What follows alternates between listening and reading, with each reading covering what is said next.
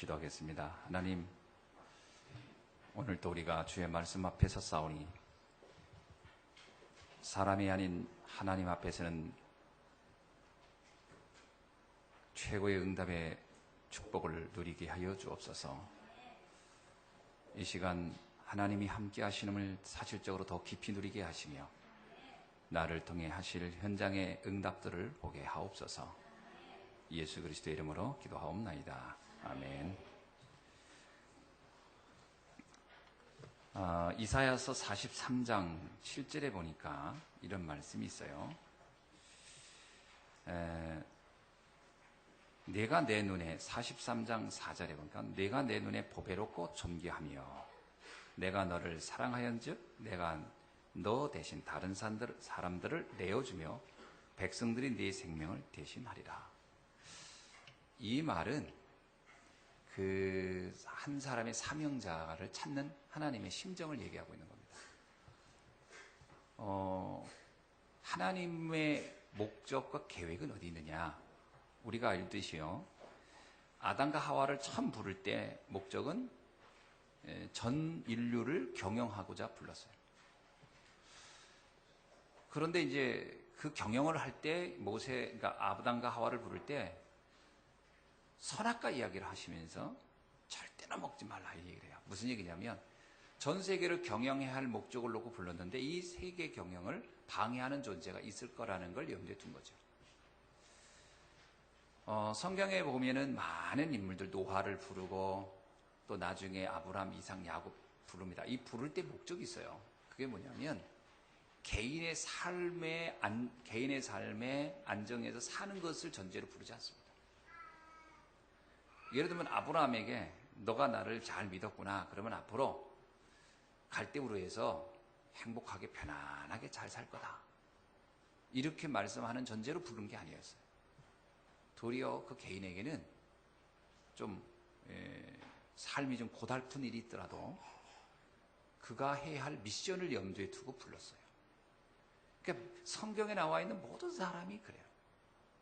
예수님은 또 어땠습니까? 제자들을 부를 때도요, 네가 나를 알아봤구나. 그러면 네가 이제 앞으로 행복하게 잘 살 것이다. 축복받을 것이다. 이러지 아니하고 나를 따르라. 사람 낚는 너부가 되게 하리라. 그러면서 뭐냐면 내 십자가를 지고 나를 따르라. 그러면서 전 세계를 살려야 할 어떤 미션을 계속 줘요. 자, 그러니까 하나님은 처음부터 우리를 부르실 때 우리를 축복한 목적이 다른 데 있다. 축복이 목적이 아니에요. 축복을 준 목적이 있어요. 축복 준 목적이 뭐냐면 미션을 감당하라는 거예요. 전 세계를 살리는 미션이죠. 그래서 우리 43장 7절에도 내 이름을 불려지는 모든 자 곧 내가 내 영광을 위하여 창조한 자를 오게 하라. 그가 내가 가지고 그를 내가 만들었느니라. 이렇게 부른 목적이 전 세계를 살리고자 하는 의도를 가지고 우리를 부르셨다. 자, 그렇다면 오늘 이 자리에 있는 여러분도 하나님은 이 미션을 놓고 여러분을 부른 것이 분명한 겁니다. 그거를 여러분이 인정하면 돼요. 나를 부를 때 그저 나 한 사람 복음 안에서 행복하라는 목적이 아니고 나 때문에 많은 사람이 살아나겠구나. 그 아브라함에게 갈대우를 떠나라고 할 때 준 메시지가 있었죠. 네가 복의 근원이 되어 너로 인하여 모든 사람이 복을 받을 것이다.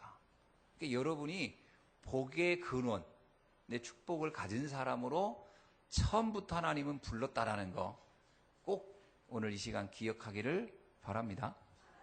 자, 그렇다면 내가 얼마나 소중한 사람인지를 아셔야 돼요. 근데 우리는 내가 소중하다는 생각은 별로 안 하고요. 그저 나 하나 어떻게 좀 이게 좀 살 수만 있다면, 나 하나 이 문제에서 좀 벗어날 수만 있다면, 보통 이렇게 굉장히 소극적으로 나를 본단 말이에요. 나를 부를 때는 그런 목적으로 부른 게 아니에요. 내가 그냥 겨우 견뎌내고, 겨우 살고, 겨우 먹고, 이걸 목적으로 나를 부른 게 아니고요. 복의 근원으로 처음부터 나를 하나님은 부르신 줄로 믿습니다. 그럼 옆에 있는 분들이 얼마나 소중한 사람인지 보이시죠? 옆 사람이 어떤 사람이에요? 복의 근원으로. 아멘? 일단 옆 사람한테 한번 인사를 해보세요. 당신이 복의 근원이시군요. 근데 이런 소리 듣고도 반응이 별로 없는 분도 있어. 그냥 너무 좋아서 충격받았나? 내가 복의 근원이라는 거예요. 근데 이거는요, 제 얘기가 아니에요. 제가 오늘 여러분에게 위로하려고 이런 얘기를 하는 게 아니고, 여러분이 어떤 상황에 있든 상관없어요. 복의 근원으로 부르는 건 분명해요. 예를 들면 요셉이라는 사람이 사실은 별스러운 사람이 아니에요. 그냥 목동이고 형들 중에 제일 막내에 가깝고, 그 동생도 하나 있었지만, 쉽게 말하면 그 요셉은 뭐 영향을 미칠 수 있는 위치에 있는 사람이 아니에요. 근데 그가 또 형들에게 미움받아서 노예로 팔려갑니다. 자, 그런데 그 요셉이 어떤 사람이 됐냐면요, 나중에 보세요. 요셉 자신이 처음부터 꿈을 꿀 때 그런 꿈을 꾸잖아요. 해와 달이 별이 나에게 절을 하고 많은 곡식단이. 이거는 형들이 이해를 못했어요. 아, 네가 무슨 복의 근원이냐. 그 이야기는 요셉이 복의 근원이란 얘기거든요. 어마어마한 영향을 줄 거란 얘기인데, 그 얘기를 했을 때 형들이 뭐냐면, 더 형들이 이런, 그러면 우리도 너한테 절하란 말이냐? 그러면 네가 우리를 복 준다고? 말 같지 않은 소리. 우리가 너를 살려주면 살려주고 도와주면 도와주지, 네가 뭘 나를 도와줘? 이런 입장이거든요. 그게 형들이 더 화가 났던 거예요, 사실. 그런 요셉의 태도에. 근데 요셉은 그러든지 말든지, 하나님은 나는 그렇게 불렀다 이거야. 그리고 노예로 팔려갑니다. 그럼 노예로 팔려가면서 이렇게 생각하게 되거든요. 아, 복의 근원인 줄 알았더니 아니네, 쪽박이네. 아이고, 큰일 났네. 이렇게 생각하게 되는데, 상황과 상관없이 요셉은 계속 그 생각을 합니다. 내가 복의 근원이다. 보디발 집에 가서 뭐라고 해요? 요셉으로 인하여 보디발의 모든 채소까지 복을 받더라. 기가 막히잖아요. 그러니까 요셉이 내가 이 집안을 살리는 거다. 내가 있음으로 우리 집안이 살고, 내가 있는 회사가 살고, 내가 있는 모든 가문이 사는 거다. 내 한 사람이 보통 사람이 아니다. 이게 요셉 자신이 가지고 있는 자긍심이란 말이에요. 이게 여러분들이 가지셔야 돼요. 아유, 지금 형편이 지금 너무 어려운데요. 아무리 요셉만큼 어렵겠습니까? 요셉은 노예였는데. 그런데도 그 생각 자체는 바뀌질 않았다니까요. 그리고서 복을 좀 주는 것 같았어. 근데 거기까지야. 또 억울하게 누명쓰고 감옥에 가요. 그러면 이제 또 좀 상황이 더 나빠졌네? 노예가 감옥 가는 거하고 무슨 장관이 감옥 가는 거하고는 또 달라요. 이게 노예가 감옥 가면 이제 끝난 거야. 아니, 또 노예를 누가 풀어주겠어요? 누가 살려주겠어요? 이젠 쉽게 말하면 요셉에게는 인생이 이제 최바닥에 떨어진 거야, 이제. 아무런 희망이 없는. 근데 그곳에서 어떻게 해요? 간수장이 볼 때요, 죄수들 중에 제일 상태가 좋은 게 요셉이라. 요셉 때문에 그 안에 있는 죄수들이 힘을 얻네? 그래서 거기서 죄수 관리인으로 세우잖아요. 복의 근원. 아니, 죄수인데요? 상관없습니다. 복의 근원은 정확한 거예요. 제가 너무 지금 여기 경제가 어려운데요. 그건 경제가 어려운 것이지 복의 근원이 없어진 건 아니에요. 복의 근원. 아멘? 네? 저는 지금 형편이, 저는 지금 뭐 건강이, 지금 뭐 그건 내가 생각하는 수준이고, 하나님이 나를 볼 때는 복의 근원. 믿으시기 바랍니다. 이 생각을 하면요, 여러분에게 무슨 생각이 떠올라야 되면, 내가 괜찮은 사람인데? 일단 이 생각은 나야 돼요. 내가 먹고 살기도 겨우 하는데, 이렇게 생각하면 진짜 착각하는 거예요. 아멘이죠? 그래서 그 복의 근원인데, 내가 복의 근원인 줄을 모르고 산다는 거예요. 자, 이게 문제입니다. 따라합시다. 내가 복의 근원인데, 복의 근원인 걸 모른다. 이게 얼마나 큰 불행입니까? 나는 어마어마한 보화인데, 어마어마한 가치가 있는데 내가 그걸 몰라. 이거 같이 억울한 게 됐어요. 그래서 하나님은 우리에게 예배를 통해서 이 부분을 계속 확인시키려고 하는 거예요. 이걸 통해서 상기시키려는 거예요. 예배를 왜 드려야 됩니까? 내가 바로 엄청난 복의 근원임을 확인시키려는 거예요. 그러니까 자, 잘 생각해 보세요. 그러면 내가 이걸 알았다, 이걸 깨닫다, 그러면 한 시대가 바뀔 수가 있어요. 아브라함이 이거를 잘 몰랐을 때, 처음엔 복의 근원이라는 말 듣기 좋았어. 그래가지고 갔는데 착각을 해. 어려움이 있다고 오니까. 그러니까 애국으로 갔다가 식실히 고생을 하고 그리고 옵니다. 자, 문제는 뭐냐면 사단도 안다는 거예요. 내가 복의 근원인 걸. 그럼 내가 복의 근원을 누리기를 원해요? 누리지 않기를 원해요? 당연히 누리지 않기를 원하지. 그러니까 많은 문제를 주는 거예요. 착각하도록, 속도록. 이제 거기서 내가 그냥 무너져 버리는 거야. 그래서 아브라함처럼 복의 근원이 맞는데 사는 건 지질이 고생하는 거지. 심지어 자기 아내까지 막 팔아야 돼야, 팔아야만이 먹고 살 만큼 상황이 된다고 생각하는 거지. 사단이 공격하는 겁니다. 그걸 성경이 뭐라고 하냐? 베드로전서 5장 8절에서 사단은 지금도 우는 사자처럼 우리를 무너뜨리려고. 왜 무너뜨립니까? 내가 복의 근원이니까. 내가 이 축복 누리면 안 되니까. 내가 이 축복 누리면 우리 가문 가정, 우리의 직장이, 내가 만나는 모든 사람이 다 살아날 거니까 이거를 사단이 가만두겠냐고요. 그러니까 나를 계속 공격하는 거예요. 그래서 결국은요, 어마어마한 것 때문에 속는 게 아닙니다. 아주 작은 것에 속아버려요. 어떤 면에서는요, 출애굽을 할 때는 속지 않았어요. 심지어 희한하죠. 애굽에서 나올 때는 모세하고 더 단단하게 결속내서 잘 나왔어요. 문제는 출애굽의 사건을 겪고 난 다음부터 속기 시작해요. 가장 큰 거는 잘 안 속습니다. 보통 사람들은 작은 데 속아요. 그래서 아가서에 이런 말이 있어요. 잘 따라옵시다. 작은 여우가 포도밭을 망치는구나. 작은 여우가 포도밭을 전체를 망쳐버린다는 거예요. 큰 늑대가 와서 망치는 게 아니에요. 여우 보셨어요? 우리 여우 보기가 참 어렵죠. 내가 여우를 이렇게 그 동물원 가서 보니까 여우가요, 큰 개들보다 작아. 조그만 개 같아. 근데 이 여우는 이렇게 날쌍해가지고, 이 여우의 특징이 뭐냐면 몸을 길게 할 수 있는 능력이 있더라고. 그러니까 작은 구멍도 여우는 잘 들어가더라고. 근데 그 작은 여우가 온 포도밭을 다 망친다. 이 말은 무슨 얘기냐면 우리는 그 작은 것에 잘 속는다는 거예요. 큰 것에 속는 게 아닙니다. 제가 얘기 안 했나요, 옛날에? 성도 둘이가 싸웠는데 왜 싸웠냐? 예찬을 하는데 콩나물 대가리를 잘라서 국을 끓일 거냐, 부쳐서 끓일 것이냐. 한 사람이 그런 얘기를 하는 겁니다. 콩나물 머리 자르지 마. 아스파라긴이 거기에 다 있어. 그렇게 얘기를 한 거야. 그러니까 이 콩나물을 탁 자른 사람이 뭐라고 하냐면, 잘난 척 하기는 나도 아스피린 알아. 한 사람이 아스파라긴 딱, 그러니까 그게 이제 그게 굉장히 교만해 보이고 막 이게 결국은 내용은 뭐냐면 콩나물 대가리를 자르냐 아니냐 가지고 싸운 거예요. 뭐 그러니까 결국은 내 속에 상처지요. 뭐 네가 잘났으면 얼마나 잘났어. 뭐 네가 잘난 척하네. 결국은 나중에 두 사람이 싸움이 나가지고 이제 교회를 나오니 안 나오. 그래서 목사님이 신방을 가서 이제 우리 그 형제님, 자매님 왜 교회를 안 나오십니까? 또 우리 집사님 왜 교회를 안 나오시려고 합니까? 그래서 얘기를 쭉 들어봤더니 결국은 콩나물 문제더라 이거지. 그래서 목사님 오늘부터 우리 교회 애찬 없앤다. 그 콩나물 가지고 시험 들어서 교회 안 나올 바에는 없어버린다.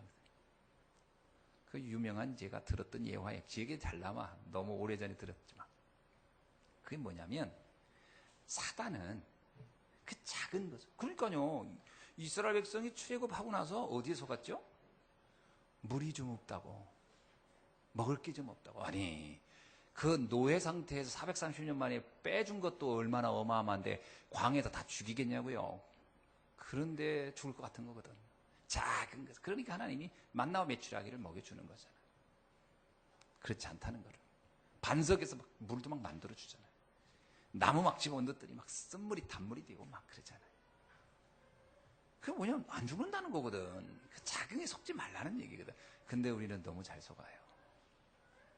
에베소서 4장 25절 32절이 뭐라고 나왔죠? 한번 여러분 집에 가서 한번 찾아보세요. 에베소서 4장 25절로 32절. 거기 보면 마귀에게 틈을 주는 것에 대한 기록을 쫙 썼어요. 마귀에게 틈 준다는 게 뭘까? 크게 두 가지더라고요. 하나는 뭐냐? 말 때문에 틈을 준다는 거예요. 말. 그 말이 뭐냐면 쓸데없는 말, 헛된 말. 그냥 말이에요, 말. 보통 사람들이 말 때문에 다 시험 들어요, 말. 그게 뭐 어떻다고요? 아니 내가 죽었다가 살아난 생명을 가졌는데 그 말 몇 마디에 다 속아버린다니까? 말에 속지 말라.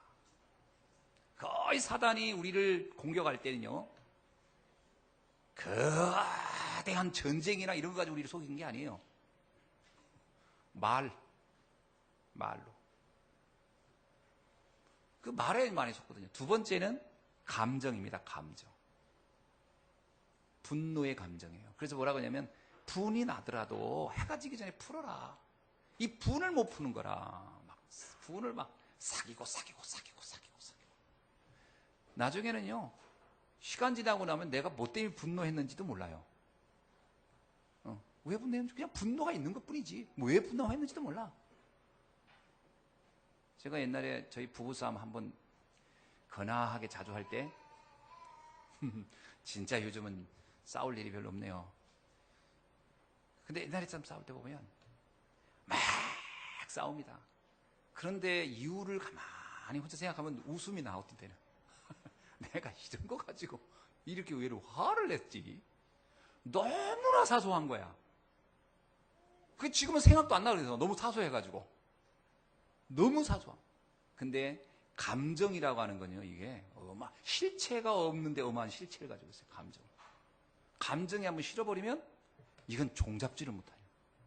감정이란 것은 무슨 큰 괴물 같아가지고 나를 막 이끌고 갑니다. 근데 나중에 내가 다 무너지고 나면 그 감정은 없어졌어. 감정이라는 건 실제는 없어요. 그렇죠? 감정이 실체가 있어요? 없어요. 실체 없는 사단의 속임수에 내가 막 놀아나다 무너지면 실체인 감정은 없어져 버렸어요. 그 사람 죽인 사람들 있잖아요. 그 전에 교도소에 우리 집사님이 한 분 계셨었잖아요. 그래서 그분이 이렇게 한치 밥 먹으면서 얘기한 적이 있어요.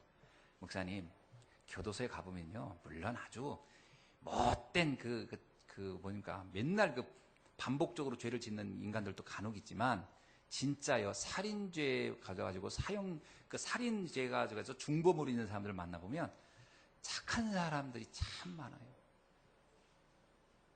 그 사람들 얘기 들으면 순간 욱해가지고 죽인 거예요, 다. 그 욱이라는 게 무서운 겁니다. 욱. 세상에 제일 무서운 게 욱이에요, 욱. 욱하면 안 보여. 아무것도 안 보여. 그리고서 이를 벌려놓고 나보면 욱은 사라졌어. 그리고 후회만 남는 거예요. 그게 이제 자동차 이렇게 앞에서 막 이렇게 하는 사람들 있잖아요. 막. 내가 며칠 전에 우리 여기 식당에서 뭐 좀 밥을 먹으러 갔어요. 근데 저녁에 여기 차를 좀 빼달라고 해가지고 음식 시켜놓고서 잽싸게 여기 와서 그 차를 이제 또 빼주고 갔는데 골목길에 양쪽에 차를 댔으니까 차가 한 대밖에 다닐 수 없잖아요. 근데 이렇게 가는데 저쪽에 차가 그냥 서 있어. 나는 가야 되는데. 그래서 내가 한번 깜빡했어. 나는 그냥 무심결에 좀 피해달라고 깜빡했어. 근데 이 차가 확 나한테 달려오는 거예요. 왜 그럴까? 욱이 그 사람이 생긴 거예요. 욱이. 네가 뭔데 나한테 깜빡거리냐, 이거 기분 나쁘게.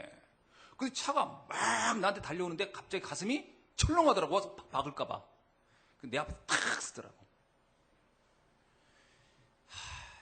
나도 똑같이 욱하면 어떻게 될까 이제? 2판 4판이지 뭐 까짓건 그래 자식아 막 클락션 누르고 막 그러다가 이제 뭐 서로 차 문 두드리고 그래서 나와가지고 뭐야 임마 하고 이제 이렇게 되겠죠. 탁 진정을 했어요. 내가 그 차에 탄 사람이 누군지 모르고. 왜냐면 어차피 이 썬팅을 진하게 해서 서로 몰라. 서로 모르는 밤이니까. 근데 참 내가 진짜 감사. 내가 욱을 잡은 건 있었어요. 내 뒤에 여기복 권사님이 딱 있었어. 내 뒤에 나를 따라 돌았어. 여기복 권사님이 바로 내 뒤에 있기 때문에 여기서 내가 욱을 냈다가는 이건 내가 창피하잖아, 목사로서. 그러니까 딱 뒤에 누가 왔다는 걸 아니까 내가 욱이 딱 들어가더라고. 가만히 있었지. 그리고 나서 가만히 있으니까 내 바로 옆에 그 사람이 앞에서 막 깜빡 확 달려왔는데 그 옆에 차가 싹 빠져주더라고. 그래서 얼른 걸로 내가 싹 들어갔어. 그 사람이 이제 감정이 누그러진 거예요. 이제 그 욱이 사라진 거예요, 사실은. 내가 싹 피해주니까. 사실 그거 참 별게 아니거든요.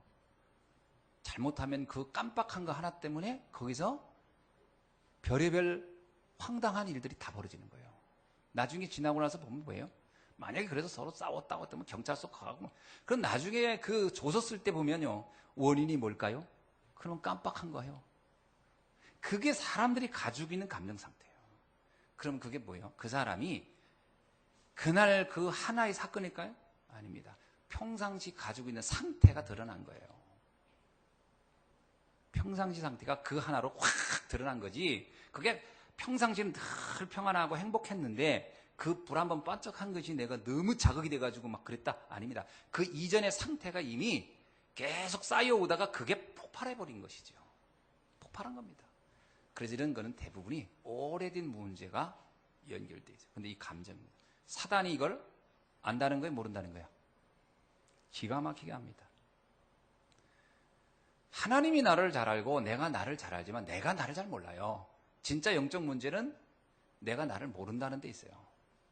진짜 영적 문제는 뭔지 아세요? 나는 모르는데 남이 알아. 그게 심각한 거고, 또 하나 나도 모르고 남도 몰라. 그게 더 심각한 거예요. 내 문제가 나도 모르고 내 문제를 남도 잘 몰라. 그게 더 심각. 여기에 있는 거예요. 그런데 이걸 누가 잘 아냐?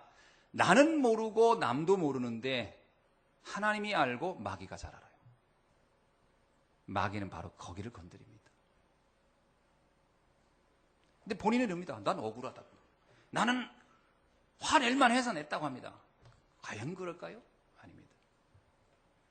이미 오래된 것이 쌓여있었고 거기 사단이 탁 거기다 촉발제를 탁 건드리고, 이렇게 해서 우리는 사단이 틈을 줘서 내가 복의 근원이 분명한데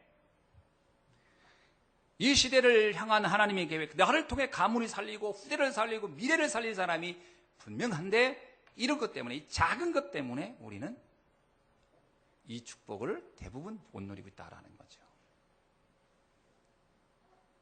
그래서 데살로니가전서 5장 15절로 18절에 뭐라고 얘기하냐? 항상 선을 따르라. 그리고 항상 기뻐하라. 쉬지 말고 기도하라. 범사에 감사하라. 이렇게 물어봅니다. 감사할 게 있어야 감사하죠. 또 이렇게 얘기합니다. 뭘 항상 기뻐합니까? 기뻐할 일이 있어야 기뻐하지. 난 승질나 죽겠는데. 그러면 주님이 우리 상태를 모르고 이 말을 했을까요? 너는 기뻐할 일만 있는 사람이니까 기뻐하라고 얘기하고, 넌 기뻐할 일이 없으니까 거기는 해당 사항이 없다. 이게 사람을 구분해서 준 메시지일까요? 아닙니다. 아니, 감사할 일이 있어야 감사하죠. 그래서 준 메시지입니까? 아니에요. 데살로니가 성도들에게 준 메시지예요. 누구에게 준 메시지예요? 성도들에게 준 메시지. 성도가 누구예요? 죄와 사망에서 죽었다가 살아난 사람들이 성도예요. 내가 정말로 창세기 3장으로 죽었다가 살아난 것이 확인이 되는 사람이라면 항상 선을 따른다? 이게 어려운 게 아니에요. 선은 뭐라겠죠? 악의 선은 뭐예요? 악은 뭐예요? 악은 하나님을 거부하는 게 악이고 하나님을 인정하는 게 선이에요. 그럼 내가 항상 하나님을 인정하는 건 어려운 게 아니에요. 두 번째요, 항상 기뻐하라. 죽어갔다 살아났는데 얼마나 기뻐요. 쉬지 말고 기도하라. 그 하나님이 나를 영원히 도와주시고 함께한다는데 기도? 당연히 되겠죠. 범사에 감사요. 모든 일에는, 하나님의 구원받은 자녀가 맞다면 모든 일에는 그것이 설사 어려운 일이라도 힘든 일이라도 안 좋은 일이라도 합력하여 선하게 될 것이니까 감사할 수 있겠죠. 이렇게 돼야 되는데 메시지는 메시지대로 따로, 성경은 아무리 그렇게 썼어도 나는 그렇게 못하겠습니다. 우리 상태가 그렇거든. 아니, 범사에 감사하라? 그렇습니다. 좋아요. 인정합니다. 근데 난 감사 안 되는데. 왜 그래? 말씀과 내가 따로 노는 거예요. 그럼 누가 문제예요? 말씀이 문제예요? 내가 문제예요? 말씀이 문제입니까? 그럼 말씀을 바꿔야 되겠네. 상황 따라 감사하라. 상황 따라 승질내고 상황 따라 기뻐하라. 이렇게 바꿔야 되겠네? 아니죠. 내가 바꿔야죠. 누가 바뀌어야 돼요? 내가 바뀌어야죠. 그래서 구원의 감격을 회복하라는 거예요. 그게 아주 중요합니다. 계시록에도 뭐라고 합니까? 너의 첫사랑을 잊지 말라. 우리는 누구나 다 죽었다가 살아났던 사람들이 맞는데 왜 그것을 늘 기억을 못하냐? 첫사랑을 기억하라. 나를 구원하신 하나님의 은혜를 생각하면 항상 선을 생각할 수 있고 항상 기뻐할 수 있고 범사에 감사할 수 있고 쉬지 않고 기도할 수 있는 상태가 된다는 겁니다. 이걸 가리켜서 뭐라고 그러죠? 이걸 가리켜서 24시 성령 충만이라고 하는 겁니다. 성령 충만이라는 얘기는 제가 늘 얘기하잖아요. 이 버릇처럼. 어제까지는 성령 충만할 수 있지만 오늘은 안 될 수 있어요. 성령 충만이라는 것은 오늘의 상태를 말하는 거예요. 그래서 사람들은 착각해요. 어제까지는 제가 주의를 열심히 했습니다. 그렇습니다. 잘했어요. 근데 문제 지금이 어떠냐는 거예요. 지금 무너져 있다면 그런 성령 충만하지 않는 거예요. 사단은 어제를 공격하지 않습니다. 오늘을 공격하지. 그렇죠? 지나온 것을 공격할 것 같습니까? 아니에요. 지나온 것을 생각나게 해서 오늘을 무너뜨리려는 게 사단이에요. 공격하는 루트는 오늘입니다. 오늘을 무너뜨린다니까. 그래서 오늘 성령 충만하지 못하게, 오늘 갈등하게, 오늘 힘들게, 오늘 원망하게, 오늘 불평하게, 오늘 무너지도록. 그래서 오늘을 성공해야 돼요. 과거는 지나갔고 미래는 아직 오지 않았습니다. 중요한 것은 지금입니다. 그래서 삼오늘을 하라는 말이에요. 삼오늘을 단어로만 써가지고는 절대 안 돼요. 단어로 삼오늘을 모르는 사람이 누구예요? 오늘의 말씀 뭐예요? 오늘 나에게 주시는 하나님의 말씀이 뭐지? 서론 1대지.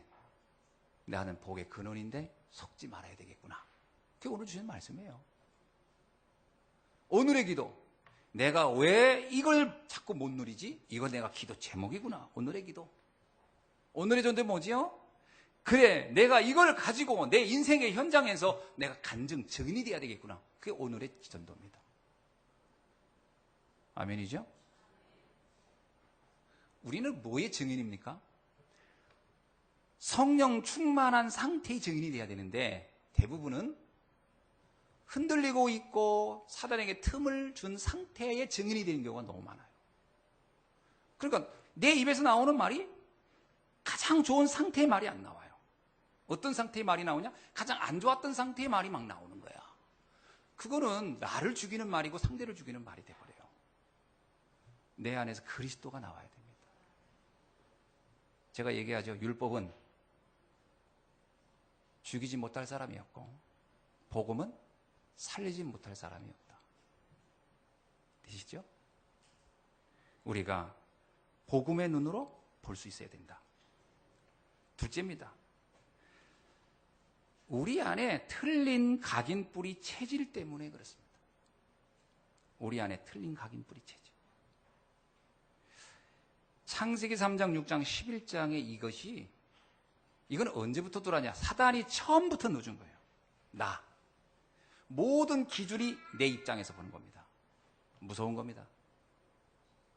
내 입장에서 보면 다 맞는 얘기 같은 거예요. 그게 나라는 것이 그렇게 강할 수 있어요. 창세기 6장. 눈에 보이는 물질적인 부분이 모든 게 판단 기준이 돼요. 창세기 11장. 드러나고 사람들에게 인정받는 것이 그 사람의 평가 기준이에요. 그럼 어떻게 합니까? 어렵고 힘든 사람이 말하면요, 가치 없어 보입니다. 좀 성공하고 좀 괜찮은 사람이 말하면 대단히 있어 보입니다. 그래서 엘리트들의 말 한마디가 굉장히 중요하고요. 성공한 사람의 말 한마디가 굉장히 중요합니다. 그래서 장로님들의 말 한마디가 그게 중요한 거예요. 그게 창세기 3장, 6장, 11장에 근거한 모든 판단 기준이에요. 우리의 기준은 성경 자체여야 됩니다. 하나님의 말씀 그 자체. 거기에서 내가 각인되면 어떻게 될까요? 결국은 불신앙이 옵니다. 안 될 것 같아요. 창세기 3장, 6장, 11장에 각인되어 있으면 내게 오는 상태가 뭐냐? 일단 염려와 불신앙입니다. 염려와 불신앙이 빠져나가질 않아요. 안 될 것 같은 거예요. 왜? 모든 기준이 나거든. 내가 생각해서 안 될 것 같아. 내가 생각해서 될 것 같아. 모든 건 나가 하는 거예요. 나. 이게 굉장히 위험한 상태가 되는 거죠. 어떡하라? 하나님은 우리에게 뭘 주셨죠? 완전한 복음을 주신 거예요. 완전한 복음은 어떤 거냐? 복음의 충분성, 완전성, 영원한 겁니다. 복음은 충분한 겁니다. 자, 이렇게 설명하면 돼요. 내가 그리스도를 알았다면 충분한 것이다. 다른 게 필요하지 않다. 그리스도를 알았다면 완전한 것이다. 그리스도를 알았다면 난 영원한 것이다. 여기에 결론이 나야 됩니다. 자, 이거를 도와주는 최고의 현장이 바로 예배입니다. 요한복음 4장에 보면 예수님이 사마리아 수가성 여자를 만나요. 이 여자에게 각인된 게 뭐죠? 결혼을 5번 했는데 안 됐다는 얘기는 뭐예요? 환경 문제인 거예요. 계속 이 여자는 환경이 문제라고 생각하는 거예요. 그 여자는 모든 문제의 원인은 환경이라고 하는 거예요. 이 환경이 바뀌어야 된다는 거예요. 난 사람을 바꿔야 되겠다는 거예요. 우리가요, 이 사단에게 속게 되면 제일 많이 하는 게 뭔지 알아요? 환경을 바꾸면 좋은 일이 올 거라는 생각을 해요. 희한하지. 직장 다니는 사람들, 직장 바꾸면 더 좋은 직장이 올 거라는 생각이에요. 그래서 환경을 계속 바꾸려는데 모든 의도를, 모든 것을 거기다 겁니다. 이 여자가 5번이나 남자를 갈았다는 얘기는 자기 인생을 사람을 바꾸면 행복해질까? 왜 사람들이 이혼하죠? 이혼하면 행복이 올까봐. 환경 바꾸면 내가 원하는 게 올 거라는 생각을 제일 많이 하거든요. 그게 각인입니다. 그 기준이 뭐냐? 나예요. 내가 볼 때 이 환경은 마음에 안 들어. 그럼 이 환경 내가 바꿔야 돼. 내가 볼 때 저건 마음에 안 들어. 또 바꿔야 돼. 다 내가 바꾸려고 합니다. 그렇게는 답이 안 나와요. 예수님이 그 여자를 만나서 얘기해 봅니다. 내가 주는 물을 먹으면 목마르지 않고 이렇게 떼약 뺏어오지도 않는다. 너가 그렇게 몸부림친 너의 모든 걸 가지고 막 행복해 보려고 하는 그거 해결 안 될 거다. 이 얘기거든요. 그렇게는 행복이 안 올 거다. 그 얘기예요. 이 여자가 잘 알아듣지 못해 처음엔. 뭐라고 하냐면 그런 물 있으면 내게 주십시오. 그래요. 내가 주는 물은 생수, 내 몸에서 영원히 마르지 않는 생수가 날 것이다. 복음이거든요. 복음의 깊이, 넓이, 높이를 정확히 알면 인생의 그 모든 답답함이 없어질 거라는 거거든요. 근데 이 여자가 복음을 잘 몰랐다는 얘기가 되겠죠. 그 다음에 재미난 얘기를 합니다. 그 이야기가 바로 어디로 그 이야기의 주제가 화제가 바뀌냐면 예배로 갑니다. 예배. 그러면서 예수님이 그 여인에게 얘기합니다. 이러한 모든 너의 문제를 바꿔내는 현장 예배를 성공하라. 그러면서 얘기하기를 신령과 진정으로 예배를 드려야 하느니라. 예배를 드리지요. 그 여자가 그러잖아요. 우린 예배를 드렸다고. 그렇습니다. 예배를 누구나 참석하지요. 아니, 기독교인인데 성도인데 교회 안 나옵니까? 오지요. 과연 예배를 성공하느냐 아니냐는 알겠죠. 신령과 진정으로. 말씀 앞에 서는 거거든요. 코람데오라는 단어가 아십니까? 하나님 앞에. 누구 때문에 너 떼서 그게 아니에요. 하나님 앞에 서는 거예요.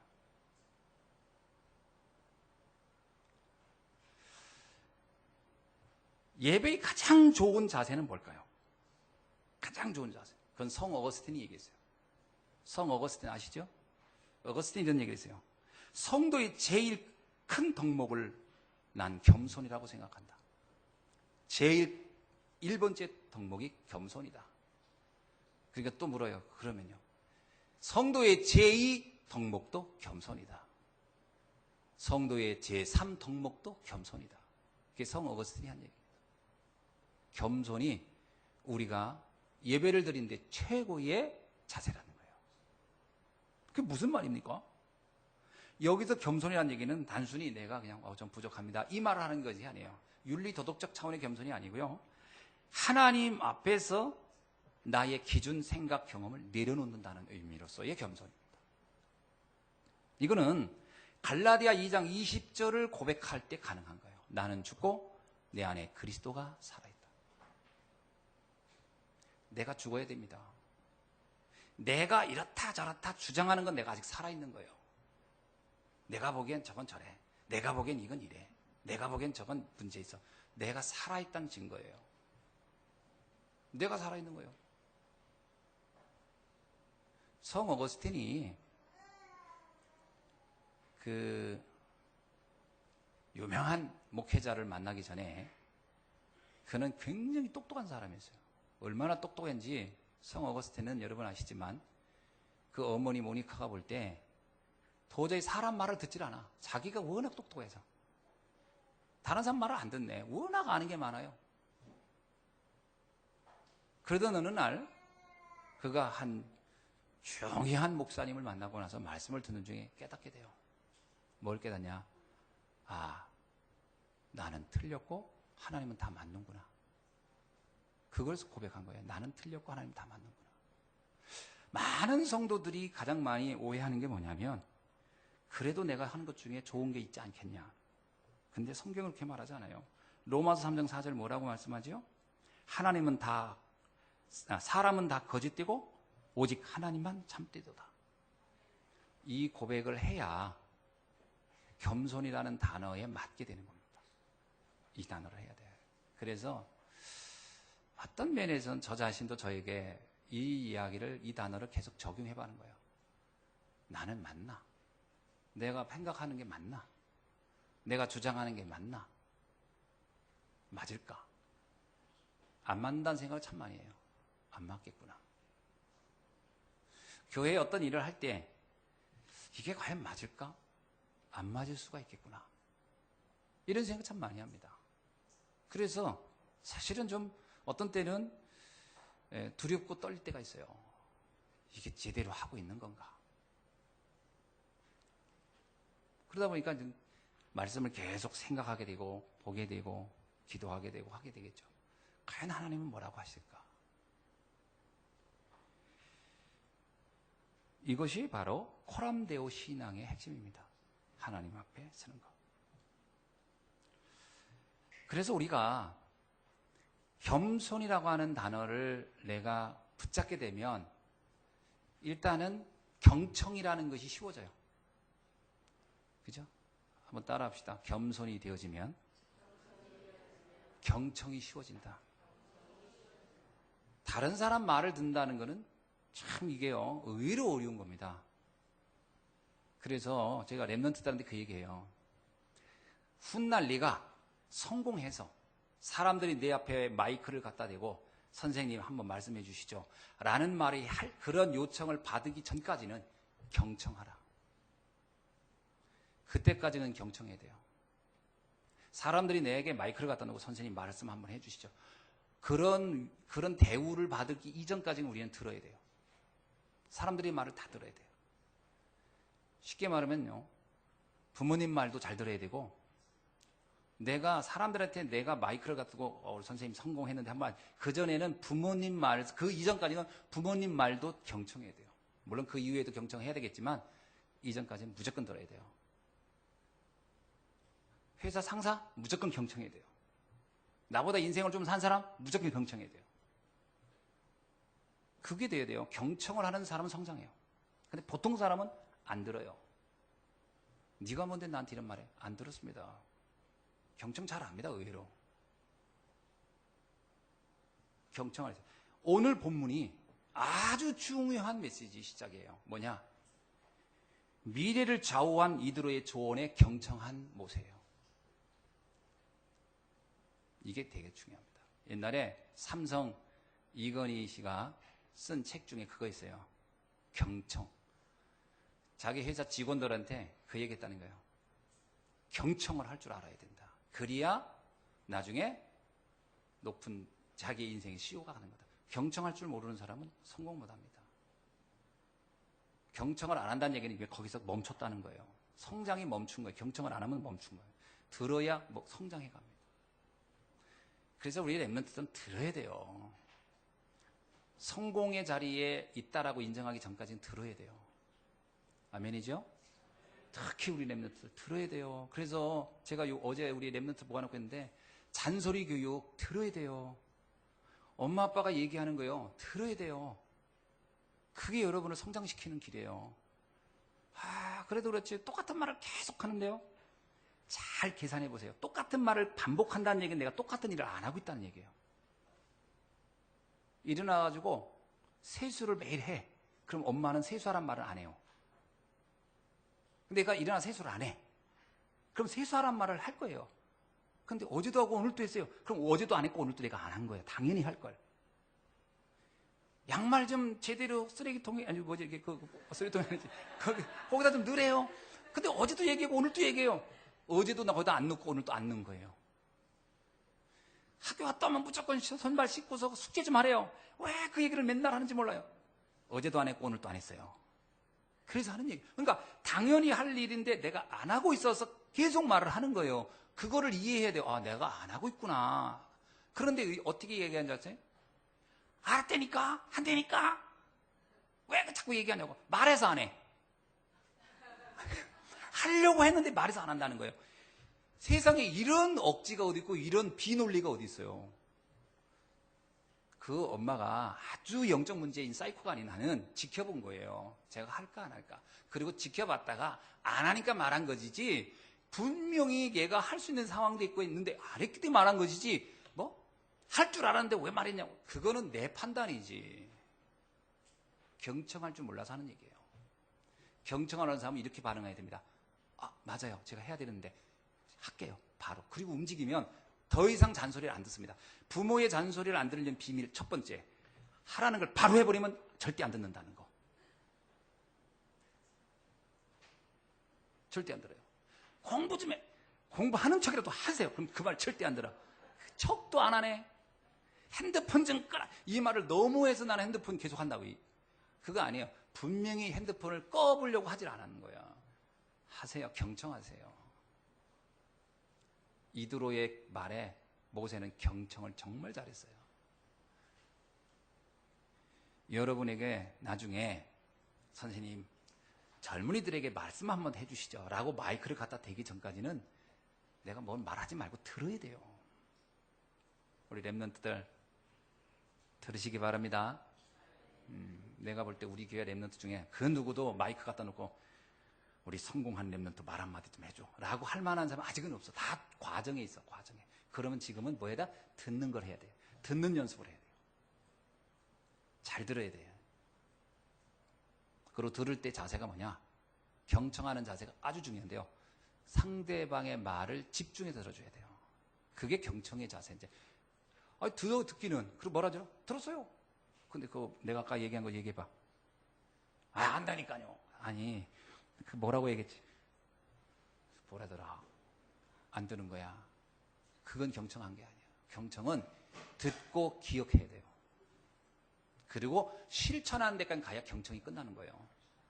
듣고 실천해야 경청이 끝나는 거예요. 자, 모세는 이걸 정말 잘했어요. 이걸. 모세는 듣고 바로 실천했어요. 이드로가 더 이상 할 말이 없으니까 집으로 가버렸어요. 만약에 모세가 이거 경청 안 하고 안 들었으면 모세는 옆에 쫓아다니면서 계속 잔소리했을 거예요. 그래서 모세는 뭐냐고, 왜 잔소리가 많냐고, 내가 알아서 할 건데. 실천이 안 되기 때문에, 실천이 되면 그 말이 끝나는 거예요. 그 엄마도 여러 번 방에 들어왔다가 엄마 방으로 바로 들어가게 만들려면 바로 실천하면 엄마는 더 이상 할 말이 없이 방으로 들어갑니다. 이드로가 자기 집으로 갔듯이. 그렇게 보내드려야 돼요. 자, 한번 봅시다. 어떤 상태에서 경청이 되었고 어떤 상태에 조언을 했는지 17절에 봅시다. 한번 봅시다. 읽어봅시다. 시작.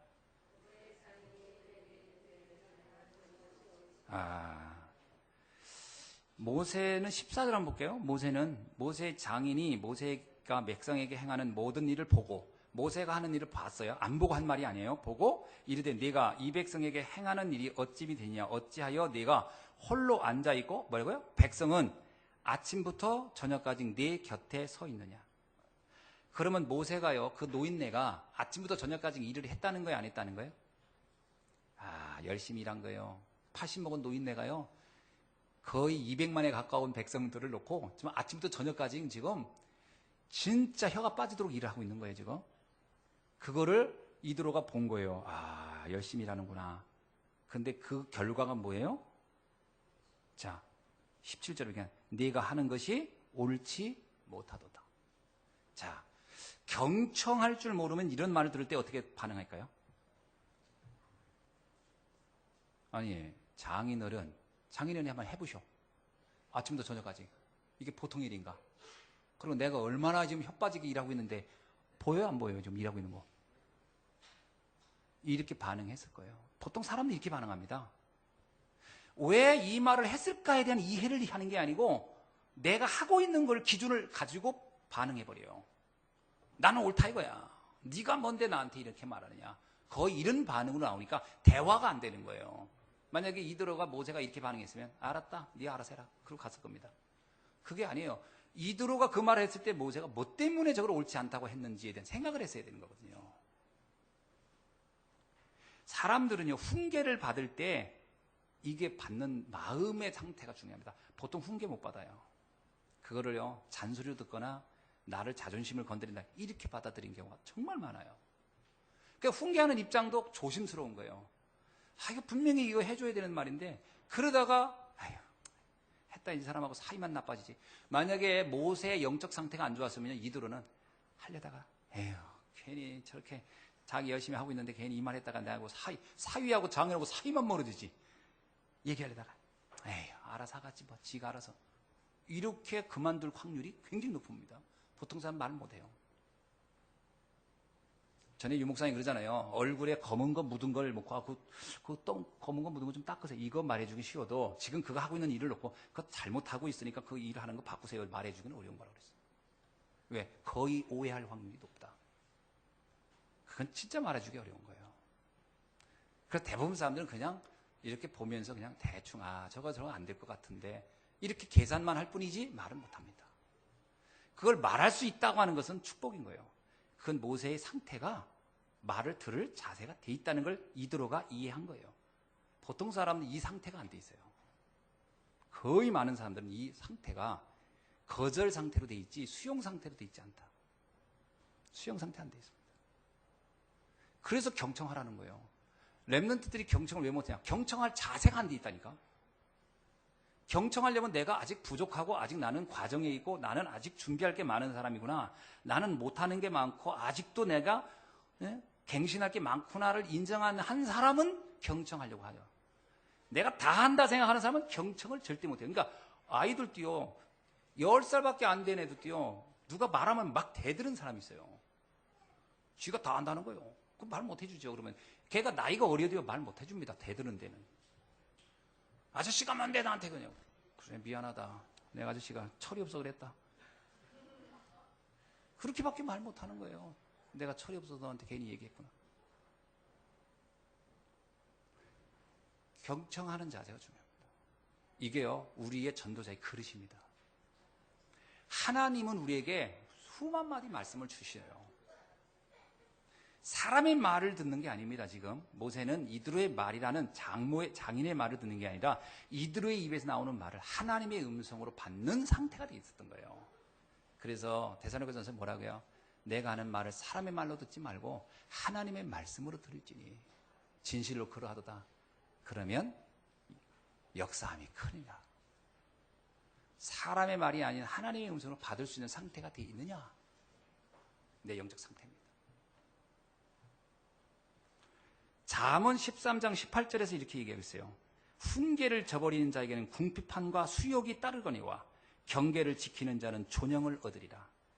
여러분 우리가 훈계를 잘 받는 사람은 존귀와 영광을 얻게 될 것이고 이거를 받지 못하는 사람은 궁핍함과 수욕, 사람들에게 모욕을 당하게 될 것이다. 경청을 잘하는 렘넌트 되길 주의 이름으로 축원합니다. 그래야 여러분 성장하고 발전해요. 그래야 여러분이 영광스러운 자리에 가요. 자, 그런데 이 모세는 24절 보세요. 뭐라고 했어요? 이에 모세가 자기 장인의 말을 듣고 그 모든 말대로 하여. 참 기가 막히죠. 저는 이거 읽을 때 예사로 느끼지 않았습니다. 이 모세의 상태가 참 좋구나. 이드로가 훌륭하다기 이전에 모세가 훌륭한 거죠. 잘 받아들인 겁니다. 자, 18절에는 어떻습니까? 18절에 읽어봅시다. 시작. 너와 함께한 이 백성이 필경 기력이 쇠리니 이 일이 네게 너무 중함이라 네가 혼자 할 수 없으리라. 예, 여기서요 팀의 중요성입니다. 이드로의 그 지적의 핵심은 뭐냐? 14절도 보니까 뭐라고요? 홀로 앉아 있고 이 백성은 아침부터 저녁까지 내 곁에 이 홀로 혼자 한다는 것에 대한 지적을 하는 거예요. 이 어마어마하게 중요한 일을 너 혼자는 할 수 없는 거다. 그 혼자가 문제인 겁니다. 혼자 하는 게 아니에요. 여러분 아시죠? 전능하신 예수님도 전능하신 분입니다. 그분도 혼자 사역 안 했어요. 12사도와 70인을 붙잡고 했어요. 그 똑똑한 바울도 혼자 안 했어요. 로마서 16장의 사람들과 팀을 이루면서 했어요. 혼자는 안 되는 겁니다. 전도서 4장 12절에 이런 말씀이 있어요. 전도서 4장 12절에 한 사람이면 패하거니와 이렇게 실패한다는 거죠. 두 사람이면 맞설 수 있고 세 겹줄은 쉽게 끊어지지 아니하니라. 네, 3겹줄은 잘 안 끊어진다는 거예요. 팀을 구성해야 안 무너진다는 거예요. 바울도 그래서 혼자 전도 못했어요. 혼자 하면 무너지니까요. 팀을 구성해서 같이 했습니다. 자, 그러면 22절이 뭡니까? 그 결과입니다. 그러면 그리하면 22절 마지막 보세요. 그리하면 그들이 너와 함께 담당할 것인즉 이 일이 내게 어떻게 한다고요? 쉬우리라. 뭐 너무 당연한 거 아닙니까? 함께하면 쉬워지는 거예요. 세계복음화 혼자는 안 돼요. 함께해야 세계복음화 쉬워지는 거예요. 왜 우리가 전도운동을 함께하죠? 함께해야 세계복음화가 쉬워지는 거예요. 그래서 우리는 전 세계 이 복음운동하는 사람이 연합하여 하는 거예요. 그래야 쉬워지는 거예요. 그렇지 않으면 혼자는 안 되는 거예요. 전도운동 혼자는 어떻다고요? 한 사람이 하면 패하거니와 혼자는 완전히 무너져요. 안 돼요. 함께해야 가능한 거예요. 이것을 모세에게 이드로가 설명해 준 거예요. 왜 너가 혼자 하는 게 왜 내가 볼 때 악하다고 했냐. 그 일이 나쁘다가 아닙니다. 효과가 없고 지속될 수 없고 나중에 영향을 줄 수 없는 일을 왜 하냐는 거예요. 그렇다면 함께 해야 된다. 그걸 알아들은 거죠. 21절. 그러면 누구와 함께 할 거냐? 함께는 아무나 함께 하는 게 아닙니다. 아무나 함께 하면 더 문제가 돼요. 그래서 여러분 불신자하고는 동업하면 안 되고요. 제가 볼 때 진짜 복음으로 결론 내지 않으면 동업하면 안 돼요. 동업은 반드시 깨집니다. 100% 깨져요. 제가 동업한다고 그러는 사람들 보면 위태위태해요. 지금까지 내가 이 동업에서 성공한 사람을 본 적이 없어요. 심지어 형제끼리 했다가도 원수지더라고. 동업은 안 돼요. 왜 그러죠?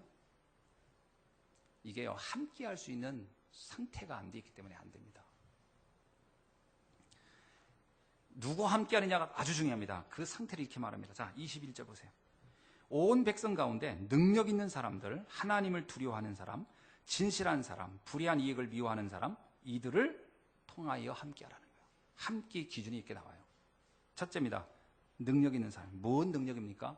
공부를 많이 하고 실력 있는 사람이 아닙니다. 여기서 능력은 불신앙하지 않는 믿음과 주어진 사역을 실행할 수 있는 사람입니다. 불신앙하지 않는 것도 능력입니다. 두 번째는요. 하나님을 두려워하는 사람입니다. 하나님을 두려워한다는 얘기는 뭐예요?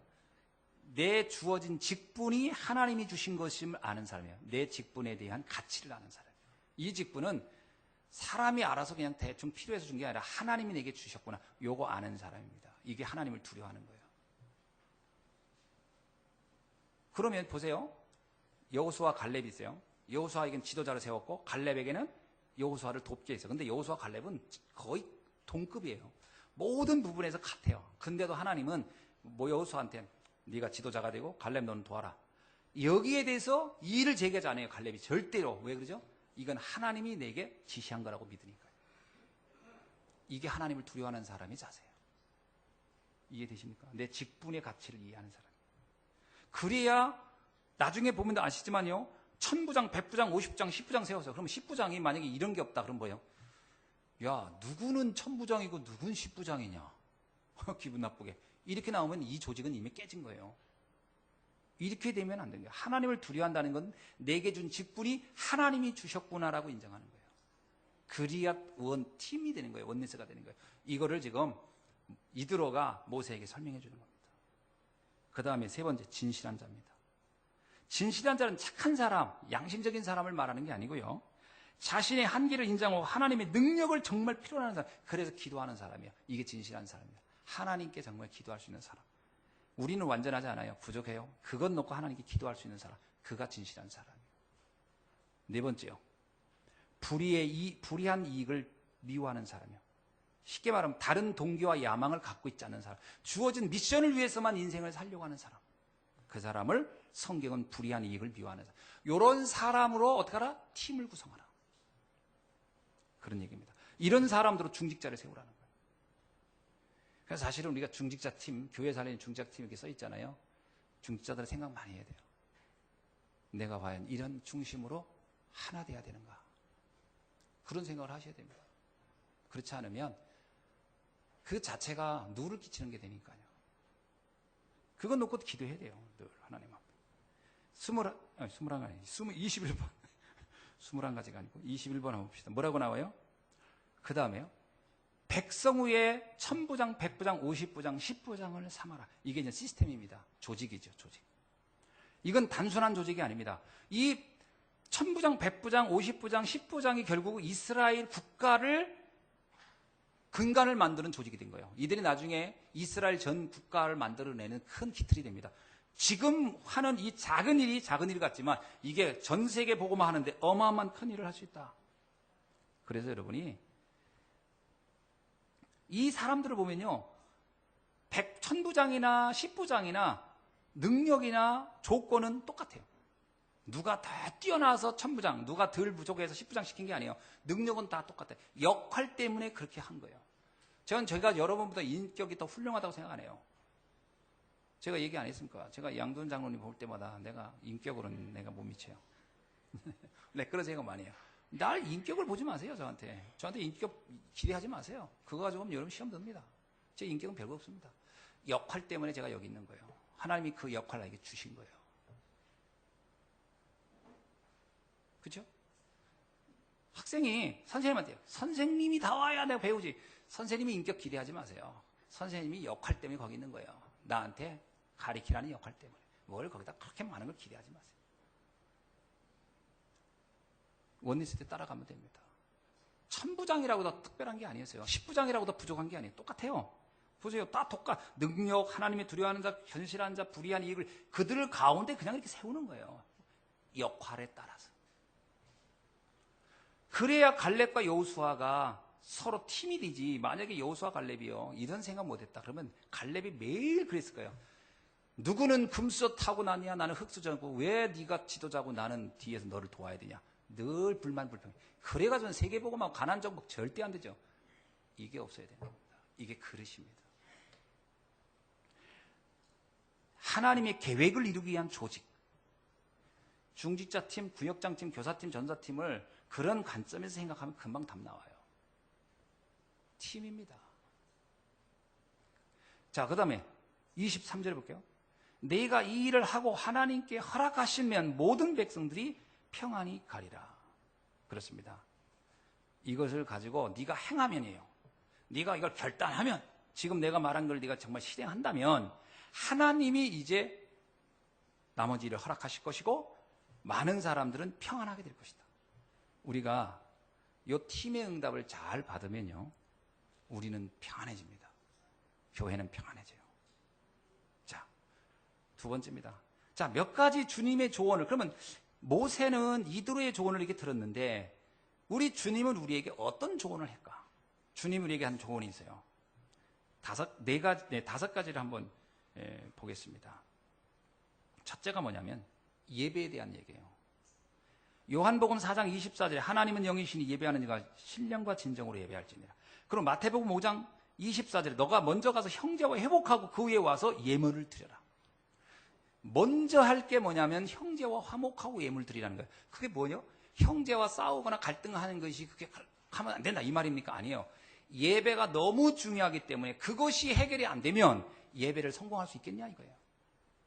그죠? 내 마음에 불편해. 그럼 예배 절대 성공 못합니다. 하나님의 말씀이 안 들려요. 절대코 안 들려요. 그래서 예배를 성공하려면 이 인간관계 갈등부터 풀고 와라 하는 거예요. 이게 조언입니다. 주님이 우리에게 조언하는 거예요. 인간관계가 껄끄러우면 절대 예배 성공할 수 없으니 그것부터 해결하고 와서 말씀 들으라는 거예요. 그래야 말씀이 너에게 잘 박힌 못처럼 바뀔 것이다. 두 번째요, 기도에 관한 겁니다. 너희는 먼저 그의 나라와 의를 구하라. 마태복음 6장 33절입니다. 무엇을 먹고 마시고 입을까? 이거 가지고 기도하지 말고 진짜 그의 나라와 의를 기도하라. 이게 조언해 주는 겁니다. 그리고 뭐라고 하냐면 마태복음 26장 41절. 시험에 들지 않게 깨어 기도하라. 그게 우리에게 준 조언이에요. 기도에 관하여. 그 다음에 근본 문제에 관한 겁니다. 마태복음 7장 5절에서 너희는 먼저 내 눈 속에 있는 들보를 빼라. 거기서 더 먼저란 말을 하면서 이게 책망하는 거예요. 경고하는 거예요. 그게 무슨 얘기죠? 우리 안에 각인되어 있는 율법주의를 빼라는 거예요. 이게 내 안에 있는 들보를 빼라는 거예요. 이런 부분을 우리가 전도자로서 우리가 하나님의 세계복음을 하기 위해서 이런 걸 참고할 필요가 있습니다. 그 다음에 네 번째가 제자에 관해요. 마태복음 28장 20절 너는 가서 모든 족속으로 제자를 삼아. 여러분이 할 일이 제자 삼는 겁니다. 진짜 그리스도의 제자, 전도 제자를 어떻게 세우고 한 사람만 세워도 돼요. 아나니아가 바울이라는 제자 하나 세우고 세계를 바꿨듯이 그런 제자를 세우는데 여러분이 인생을 걸으셔야 됩니다. 그게 우리에게 주는 우리의 집중을 어디에 할 거냐, 이 집중 내용에 관한 겁니다. 그 다음에 세계복음화에 대하여입니다. 사도행전 1장 1절로 8절 뭐라고요? 성령의 세례를 받고 하나님이 약속한 걸 기다리고 성령 세례를 받고 그리고 나서 땅끝까지 이르러 내 복음의 증인이 되라. 자, 이 앞에서 예배, 기도, 근본 문제, 제자, 세계복음화 이걸 다 뭉쳐서 한마디로 말하라면 하나님의 나라의 일입니다. 하나님 나라의 일에 대하여 우리가 집중하라. 그 얘기를 하고 있는 거죠. 자, 세 번째입니다. 재앙 막는 시스템을 준비한 모세입니다. 이제 하나님이 모세를 준비한 거죠. 재앙 막는 시스템을 하나님이 준비했는데 어떻게 준비했냐? 첫째입니다. 모세는 어떻게 준비했냐면 재앙의 근원과 시대인 문제를 아는 사람을 준비했어요. 지금도 하나님은 누구를 준비하냐면 인격이 훌륭하거나 실력이 뛰어나거나 이런 사람을 준비하지 않습니다. 하나님은 어떤 사람을 준비하냐면 재앙의 근원 문제, 무엇이 재앙의 근원인지 그리고 진짜 시대의 문제가 뭔지 이걸 아는 사람을 하나님은 준비시킵니다.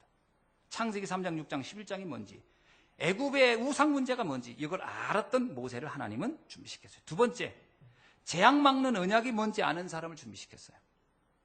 그래서 모세가 쓴 창세기, 출애굽기, 레위기, 민수기, 신명기를 보면 창세기 3장 10 여자의 후손이 뭔지 약속의 땅 가나안이 뭔지 희생제사가 뭔지 유월절이 뭔지 모세는 정확히 써요.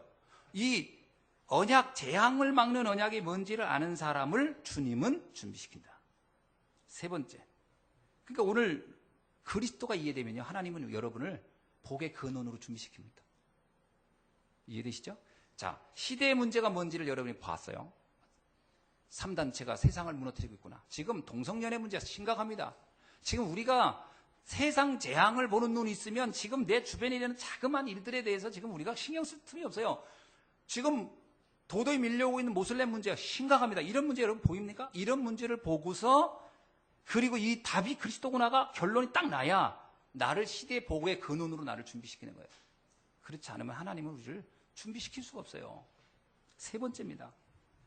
시대 재앙 막는 시스템이 뭔지를 아는 사람입니다. 자, 16절 볼게요. 그들이 일이 있으면 내게로 오나니 내가 그들 양쪽을 재판하여 하나님의 율례와 법도를 알게. 그렇습니다. 하나님의 율례와 법도가 시스템입니다. 정확한 복음. 이것이 시스템이에요. 두 번째요. 21절입니다. 천부장, 백부장, 50장, 10부장을 세워. 이게 시스템입니다. 모세는 알았어요. 정확한 복음과 정확한 복음을 실현할 실현팀을 만들어내는 것이 시스템, 최고의 시스템이라는 거. 우리도 이걸 해야 돼요. 지금 다른 데 신경 쓸 틈이 없습니다. 자, 말씀을 맺습니다. 자, 시대 재앙 막을 시스템을 우리도 지금 응답받아야 되는데 그 가장 중요한 건 나입니다. 나. 이사야 60장 22절. 그 작은 자가 1000명을 이룰 것이고 그 약한 자가 강국을 이룰 것이니 때가 되면 나 여호와가 속히 이루리라. 내가 무너지면 다 무너져. 아무것도 희망 없어요. 내가 딱 서야 됩니다. 아멘. 여러분 잊지 마세요. 내가 복의 근원이라는 거예요. 내가 서면 다 서는 거예요. 내가 무너지면 우리 가문도 희망 없고 우리 환경도 희망 없고 내 직장도 희망 없고 우리 미래도 희망 없고 내가 무너지면 그렇잖아요. 내가 서야 돼요. 무너지지 않아야 됩니다. 두 번째는 뭐냐면 구체적인 기도 제목이 있어야 돼요. 기도 제목이 연약하니까 흔들리니까 다른 게 자꾸 커 보이는 거예요. 기도 제목이 명확해야 됩니다. 잘 들어보세요. 여러분 비밀결사대의 응답을 받으세요. 주의 종을 도와서 시대 재앙을 막는 제자가 되겠다. 그건 로마서 16장 사람들이 했던 그리고 성경에 나온 모든 사람이 했던 일관된 고백이에요. 주의 종을 돕는 홀메이스 비밀결사도 되겠다. 그죠? 이번에 청년 수련회에서 나온 세 가지가 뭐예요? 이건 반드시 하라 그랬죠? 뭐라고 했어요? 주의 종의 오른팔 왼팔이 되라. 그거 하라. 그리고 뭐예요? 다가올 재앙 막는 영산업인에 응답하더라. 그리고요, 또 경제인의 응답을 받으라고요. 여러분 그거 기억하고 응답받게 바랍니다. 그 다음에 홀리메이슨입니다. 마지막 시스템, 교회 살리는 중직점. 나는 교회를 살리는 생을 걸겠다. 이게 여러분이 가져야 할 정확한 미션입니다. 세 번째입니다. 렘넌트 선교사입니다. 미래 재앙막을 렘넌트를 살리는데 내 인생을 걸겠다. 그렇게 하고 응답받아가면 됩니다. 자, 오늘 말씀을 맺습니다. 저와 여러분은 복의 근원으로 부르셨어요. 그거는 누가 뭐라해도 변함없는 진리입니다. 근데 내가 흔들리면 안 돼요. 흔들리지 마시고 오늘 주신 말씀처럼 이 경청이라는 거, 이거 굉장히 중요한 단어입니다. 전도자가 맞기 때문에 하나님 우리를 쓰실 때까지 나를 준비해 가는 거예요. 준비해 가는 과정에 여러분은 있습니다. 언제 쓰실지는 몰라요. 하나님은 쓰실 겁니다. 지금 쓰는 사람도 있겠고 앞으로 쓰실 사람도 있겠죠. 아무튼 하나님이 이 응답을 놓고 여러분을 부르셨다는 것 잊지 마시고 이사야 60장 22절의 말씀처럼 끝까지 승리하는 여러분 되기를 주의 이름으로 축원합니다. 기도하겠습니다. 하나님 감사합니다. 오늘 주신 말씀을 붙잡고 우리가 정말 끝까지 승리하는 한 시대의 전도자가 되게 하옵소서. 그래서 하나님이 원하는 시대의 재앙 막는 자 되게 하시길 원하며 교회 살리고 또 우리 후대 살리고 또 한 시대 전도운동하는 주의 종을 살리는 일에 쓰임받는 저희들이 되게 하옵소서. 그리스도 대신 예수님의 이름으로 기도하옵나이다. 아멘. 우리 찬송